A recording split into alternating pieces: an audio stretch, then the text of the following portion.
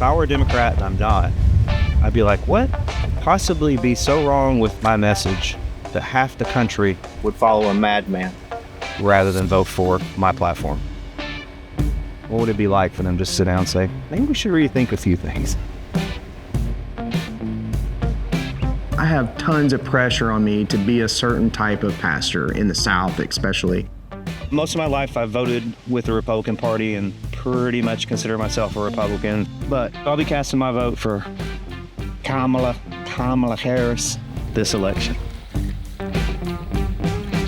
Kamala Harris is probably going to pass, I'd say 4 out of 5 things that I'm like, it's dumb.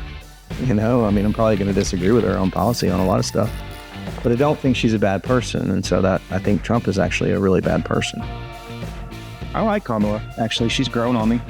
I think the Democratic Party's changing a little bit too. Democratic National Convention I thought was pretty amazing. It reminded me of an old school Republican National Convention with flag waving and, America's greatest nation on earth, kind of thing.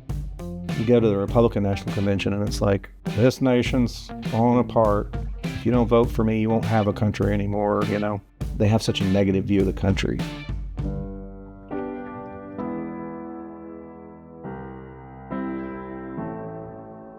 I didn't know if the country was going to survive the Trump presidency. In some ways, it almost didn't, with January 6th. But there were enough checks and balances in place that I think kept him from seizing and riding the waving crest of crazy.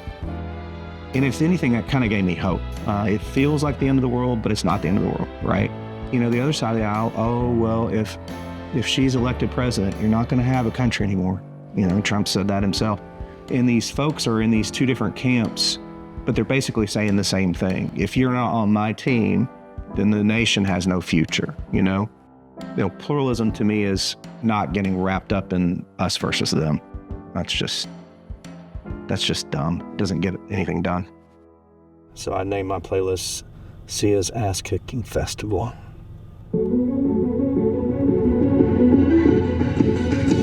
I'll be an immortal queen for you, baby. Yeah.